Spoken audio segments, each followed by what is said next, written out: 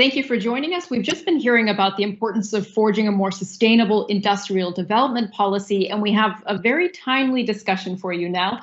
We know that NATO members have been meeting to reassert the importance of the alliance and also reinvigorate the transatlantic bond.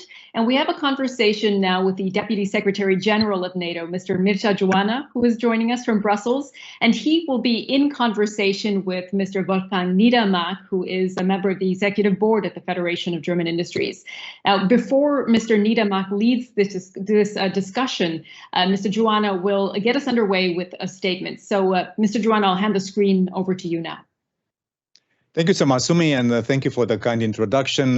Wolfgang, thank you, and BDE for hosting these industry days.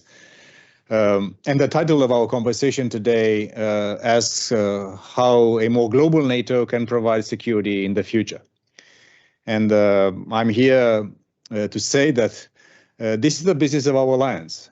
We've been providing for more than 7 decades security for now close to 1 billion citizens in 30 NATO nations quite effectively. We've done this in the past, and we are now preparing to do the same thing for the future. And it's a great pride for anyone working for NATO or living in a NATO nation to know that we are the most successful alliance in history. And this was reaffirmed solemnly by our leaders just 2 days ago. Which are the key ingredients to our enduring success? First, it's our unity. The fact that we are a unique organization, a group of 30 nations across the Atlantic in Europe and North America. Secondly, our ability to adapt to a rapidly changing world. And oh yes, this is a rapidly changing world we are living in. And also our values, because that's in the end, the values we all share are the glue of what we are. And this was basically, if you want, in a nutshell, the political and instrumental decisions that our leaders have taken at the summit. This was a very important summit for our alliance. Sometimes we call it a pivotal moment for our security, now and in the future. Because a time when we face growing global competition and complex threats to our security is here, including Russia and China's challenges to the rules-based international order, brutal terrorism, sophisticated cyber attacks, disruptive technologies, and indeed, climate change. So the summit, we agreed on a very ambitious agenda through the NATO 2030 initiative that Secretary General Stoltenberg initiated in order to continue to keep our people safe and free now and in the future. Faced with a more competitive world, we agreed to enhance our unity and cohesion, strengthening NATO as the unique and this indispensable forum for Europe and North America to ensure our shared security, deciding, consulting, and acting together, and reinforcing our military posture by continuing to increase the readiness of our forces, modernize our capabilities, and invest more in our collective defense. In a complex world, we agreed to broaden our approach to security. And I think this is also important for the private sector and industry, because the definition we are used to have on security has now broadened, and the pandemic has only added new ingredients, new dimensions, new complexities to this very definition of security.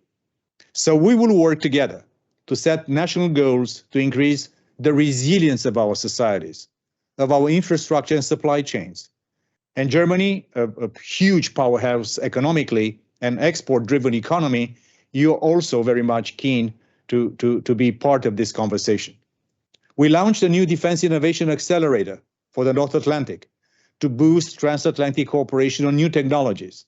I'm chairing the Innovation Board in NATO, and I know the importance of being able to adopt new technologies, and many of the new technologies are now produced and conceptualized in the private sector. So we need to work as NATO, both with industry, but also with academia and our fantastic innovation ecosystems. We also decided to create a multinational opt-in innovation fund to support startups working on emerging and disruptive technologies.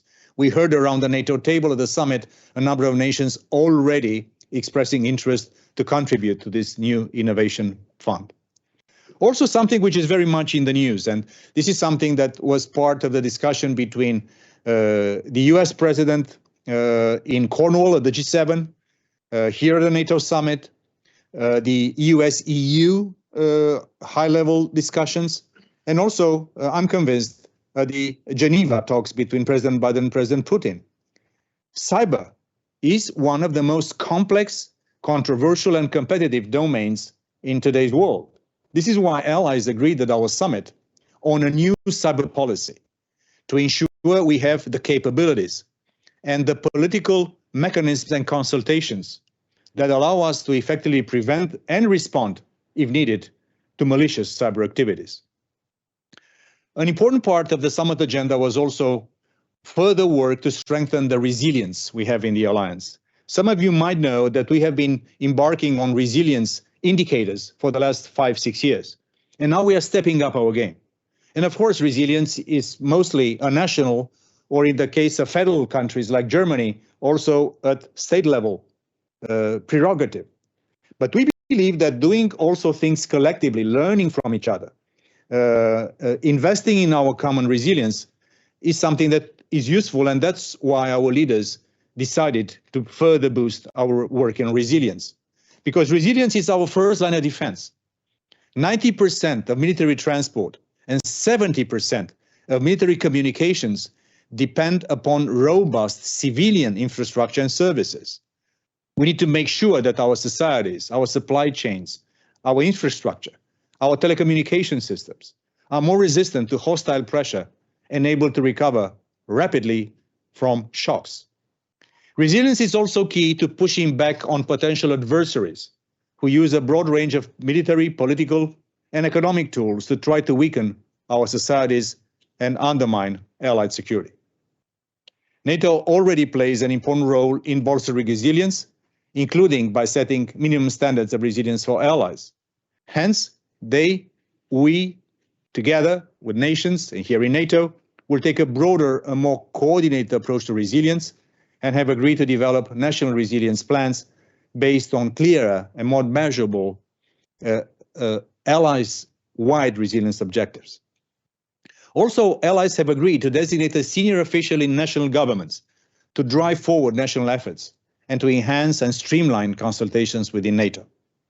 We also agreed to set the gold standard on addressing the security implications of climate change at our summit.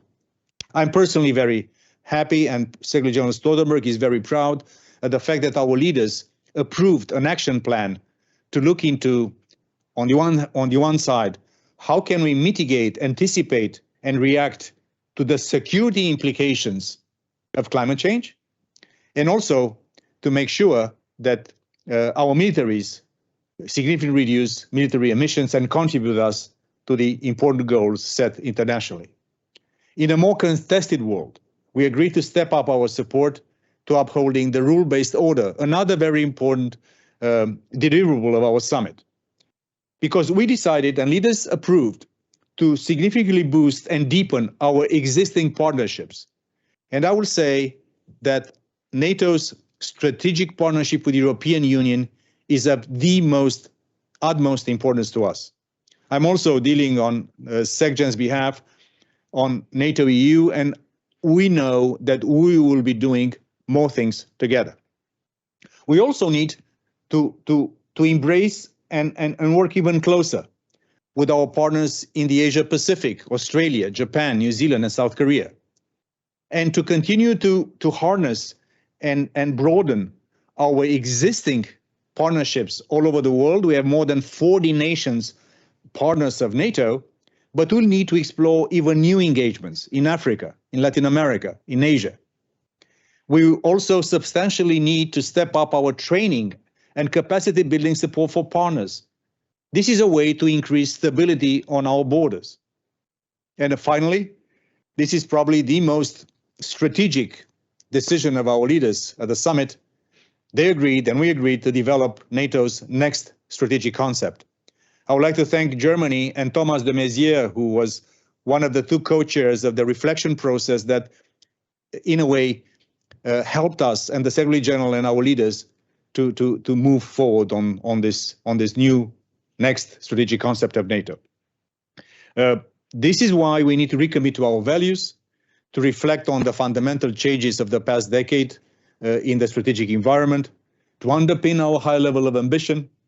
This is why our leaders and allied leaders agreed that we need also something that I know is always a complex conversation, but we need the right resources, both in continuing to increase national defense spending, but also to do more in terms of common funding across all three NATO budgets, military, civil, and infrastructure. This could help support, for instance, more joint training and exercises, stronger cyber defenses, cutting-edge capabilities, and capacity building for our partners. So this is NATO 2030, an ambitious agenda to ensure that our alliance stays stronger, more ready, and more united, fit for the challenges of today, and future-proof for those of tomorrow. So we are looking forward, happy, a little bit tired after a very complex summit, but we look forward to rolling up our sleeves and putting this new agenda into action. And we are convinced that by the Madrid summit of 2022, we'll be able to deliver all the decisions that our leaders have decided to entrust us with. So thank you so much for having me, and I'm looking forward to your questions. Yeah, thank you very much, Deputy Secretary General, Mr. Geoană. It's really a pleasure. Thank you for joining us here for this target reduction industry. I can really reassure you that we are pretty much on the same page about the size of the challenge. We cannot dig deeper in every aspect you have just described. But of course, we are well aware in the business community about the new global competitive environment.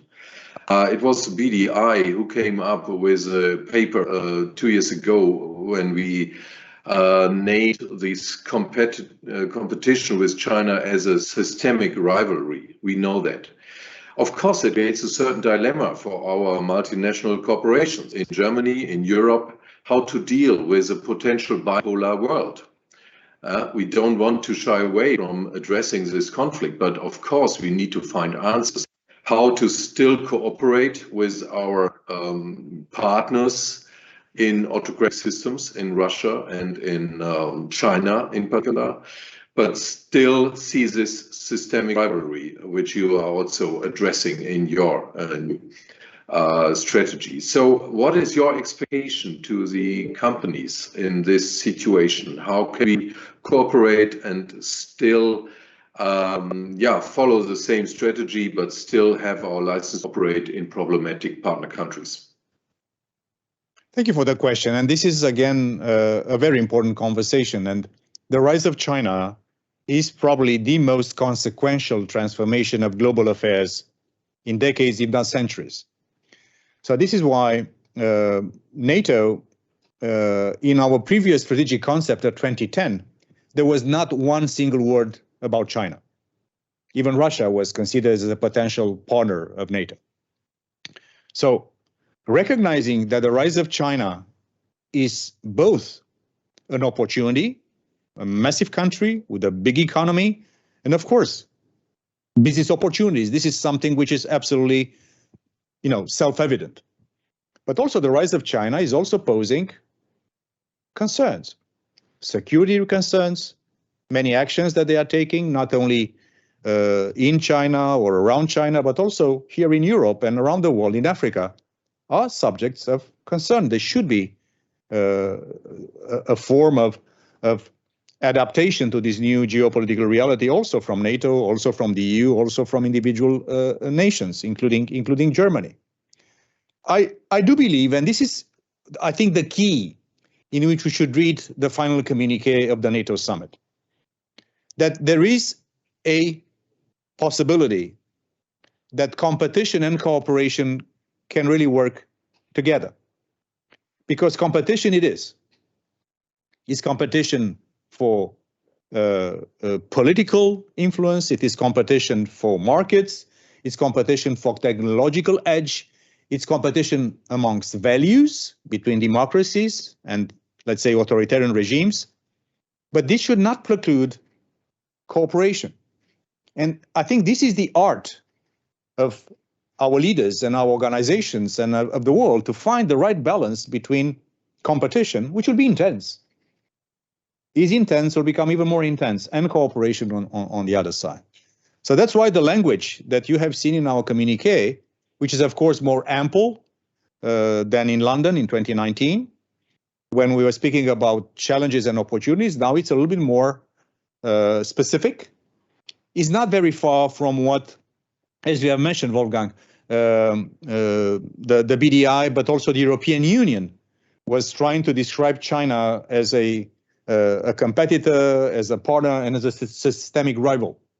So China is a big transformation, and we have to find the right issues. And I think engaging with China, convincing China to be part of the arms control architecture around the world is important. Already they are contributing to climate change. We are withdrawing from Afghanistan. I think all of us are interested, including China, including Russia, for Afghanistan not to fall again into the situation that was a safe haven for terrorism. So there is also responsibility with power. So I believe, and also the voice of Chancellor Merkel, including at the summit, was, like always, a voice of reason, a wise leader, and I think we found the right balance in our decisions and our deliberations at the summit on China. Exactly, Alwyn. That's the same challenge for our companies. We need to find a balance. It's a balancing act. Sometimes it will create dilemmas. We are well aware that we are heading to, especially in the realm what you address as rapid new technologies, the environment we are in when it comes to hybrid threats, which is affecting not only the classical military complex, but also the companies, especially the multinational companies. You would be happy to hear that the German industry has launched a transatlantic business initiative last week in order to discuss these challenges with our transatlantic partners, which I think is a prerequisite to deal with all these issues. And it's good to hear. One of our realms we are discussing in this transatlantic business initiative is joint concepts for data transfer, data protection, innovation, and so forth in the digital world. And perhaps I don't think I have time that you can go into detail on this innovation, but I want to tell you that we are really interested in joining these efforts and supporting it and fueling it with technology and capital. And perhaps that is another field where we can join forces between the NATO and the business community in Europe and the transatlantic. I think you're very much right. As I mentioned, I think in my first intervention, I'm chairing the innovation board in NATO. So we're working a lot on new technologies. And today, more than 90% of the innovation on technological transformations, including for military and security purposes, what we call dual-use technologies, are produced, invented, and financed by the private sector. Yeah. So for us, it is vital to engage with industry, it's vital to engage with academia, it's vital to engage not only with the big technological companies, but also with the smaller startups.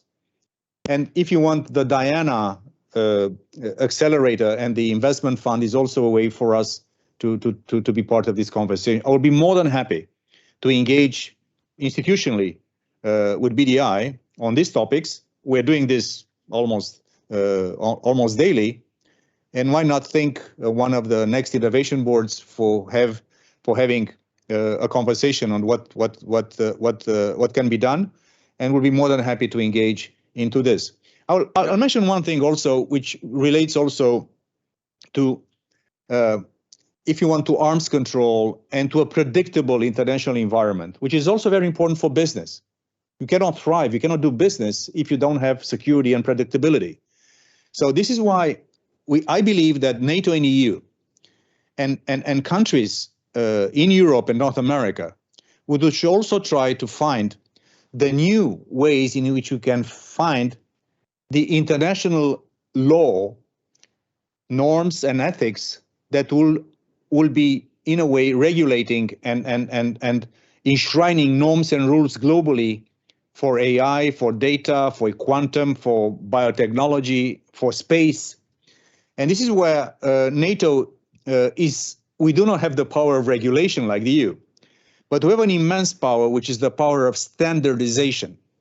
Once NATO decides on a standard on anything related to security, it becomes automatically, even for our competitors, a gold standard.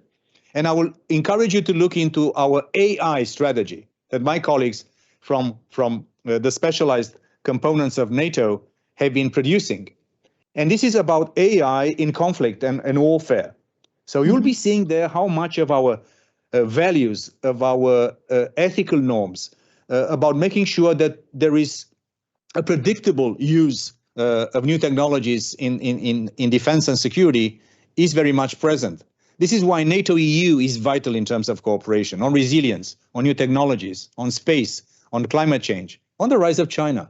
So I do believe that there is so much synergies between us and the private sector and academia, but also between NATO and EU. And I salute the fact that you have this council, Transatlantic Council, as I salute, even if it's not our direct business here in NATO, that the EU and US decided to have this Trade and Technology Council. I think the more we harness the synergies of the transatlantic world, the better chances we'll have to have an international global system of norms, giving predictability and also assurances for private sector, for investments and for exports that will be done properly and not being abused or misused by bellline players. Indeed, and I think a synergy is a good note there. Perhaps if I can jump in, apologies, Mr. Niedermark, we are indeed running out of time. So I think that's all we're going to be able to get to, but I think we also covered a lot of ground. So thank you both, Mr. Geoană, for making time and Mr. Niedermark for leading that discussion. We hope you enjoyed it as well. And we're going to stay with the transatlantic theme, if you will, in a conversation coming up with Jay Timmons, who is the president of the National Association of Manufacturers in the US. So thank you again. Thank you very much. Thank you for having me.